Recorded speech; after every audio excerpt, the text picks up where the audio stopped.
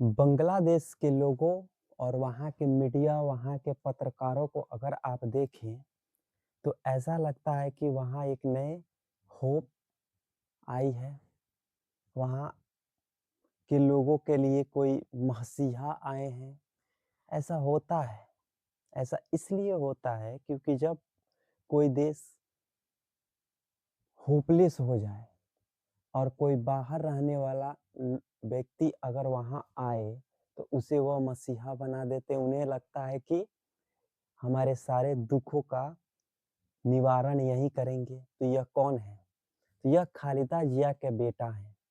इनका नाम तारिक रहमान है और यह 17 साल के बाद बांग्लादेश में वापस आए हैं। 17 साल पहले यह जो लंदन चले गए थे, वहीं यह रहते थे और अपने आप नहीं गए थे। इन्हें वहाँ भगाया गया था। क्यों भगाया गया था बांग्लादेश से? तो बांग्लादेश में एक राजनीति की एक बहुत अजीब दृष्टि देखने को मिलती है। जो सत्ता में आता है, वह अपने विरोधियों को, जो वहाँ के विरोधी होते हैं, उन्हें वो वहाँ से भगा देता है या उन्हें जेल में डाल देता है, उन पर अत्याचार करवाता है। कमज़ोर है तो उन्हें मार दिया जाता है। तो यह कौन है तारिक जिया? रहमान, तारिक रहमान बांग्लादेश के पूर्व प्रधानमंत्री खालिदा जिया के बेटा हैं तारिक रहमान। वे गिरफ्तारी से बचने के लिए 2008 में लंदन भाग गए थे। तब हसीना सरकार उनके खिलाफ भ्रष्टाचार के कई मामले चला रहे थे। हसीना सरकार यानी कि अभी जो प्रधानमंत्री वो वही थी।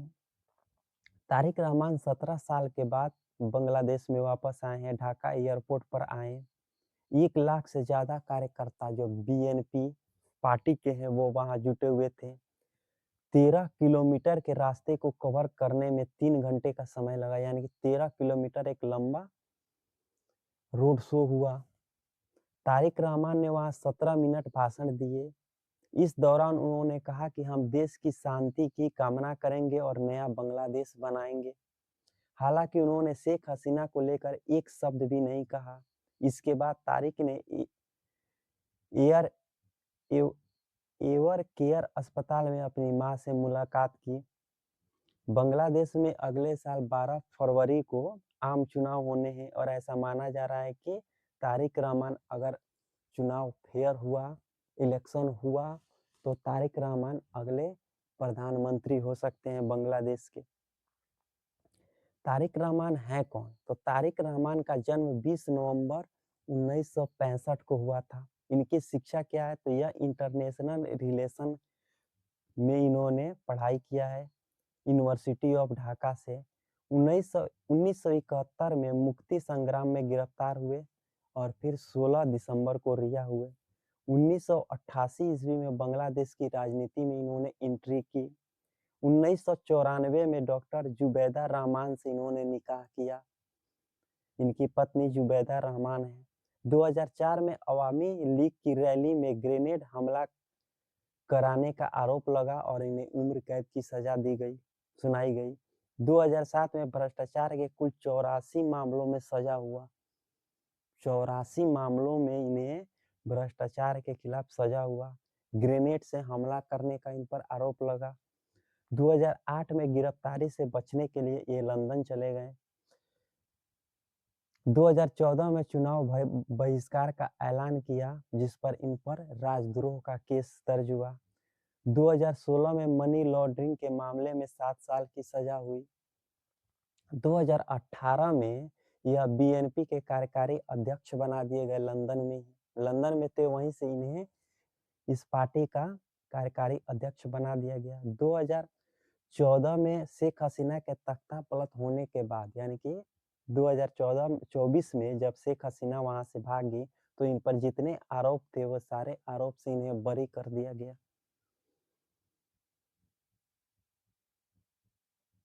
इन्होंने मां से मुलाकात की। इन्होंने एक ट्वीट भी किया, भाषण दिया। वह भाषण इन्होंने, और उसके बाद इन्होंने ट्वीट किया। ट्वीट में इन्होंने जो लिखा, यानी कि एक्स पे तारिक रहमान ने कहा कि कुछ वर्चस्ववादी ताकतों के एजेंट अभी भी बांग्लादेश के खिलाफ साजिश में लगे हुए हैं। तारिक ने युवाओं से देश को आगे ले जाने की जिम्मेदारी उठाने को कहा। उन्होंने कहा कि बांग्लादेश का पुनर्निर्माण लोकतंत्र की नींव और मजबूत आर्थिक आधार पर होना चाहिए। यानी कि बांग्लादेश का जो निर्माण है वह लोकतंत्र और आर्थिक आधार, यानी कि लोकतंत्र की इन्होंने बात की, आर्थिक विकास की बात की।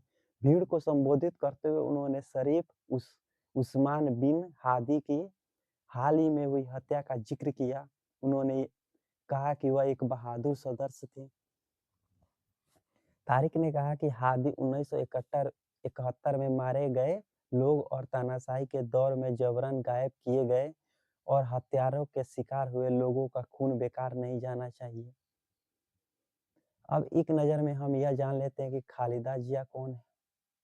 तो खालिदा जिया बांग्लादेश की पहली महिला प्रधानमंत्री थी। जन्म इनका 15 अगस्त 1945 को हुआ था। इनके पिता जियाउर रहमान थे, जो बांग्लादेश के राष्ट्रपति हुए। पहले वह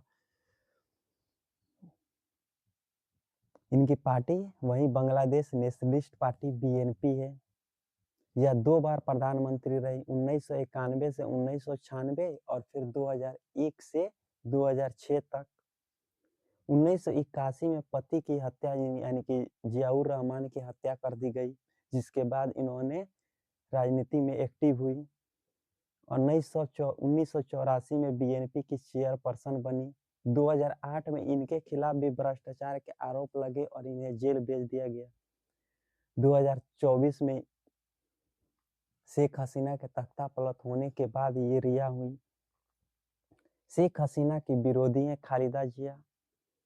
खालिदा जिया बांग्लादेश की राजनीति में दो नेताओं के इर्द-गिर्द घूमती रहती है। एक शेख हसीना और दूसरी खालिदा जिया। तो शेख हसीना की पार्टी का नाम अवामी लीग है और खालिदा जिया के पार्टी का नाम बीएनपी यानी कि बांग्लादेश नेशनलिस्ट पार्टी है। 1980 के दशक में बांग्लादेश में सैन्य शासक था।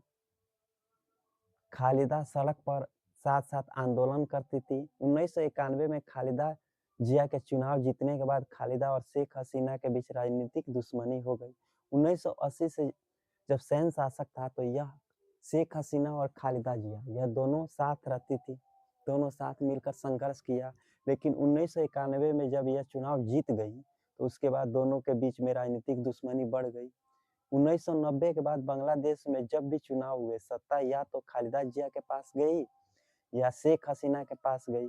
मीडिया इसे बैटल ऑफ बेगम्स यानी कि दो बेगमों की लड़ाई कहती थी।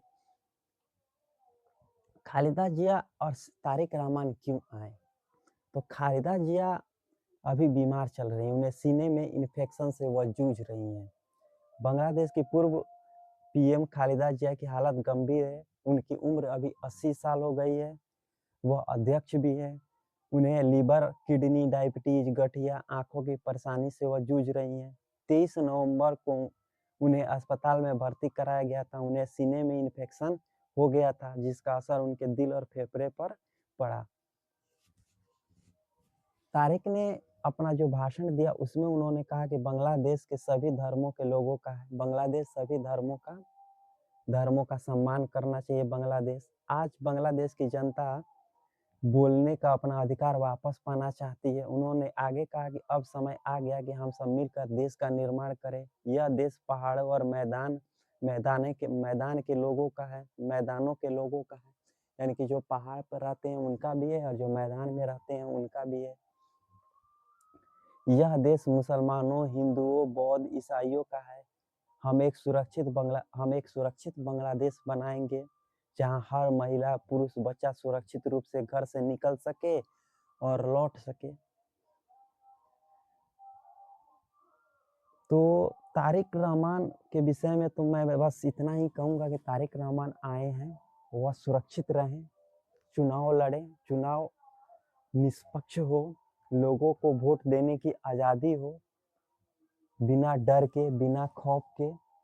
तो अगर इस तरह से चुनाव होगा तो जरूर ही तारिक रहमान जीत जाएँगे क्योंकि विकल्प नहीं है। अवामी लीग को इस राजनीति में बैन कर दिया गया है। अवामी लीग पार्टी जो है वो बैन है, वह चुनाव लड़ नहीं सकती है। तो जमाती इस्लामी है या फिर अवामी लीग है, ये आपको क्या बोलते हैं बीएनपी है तारिक रहमान की। तो जमाती इस्लामी ही जो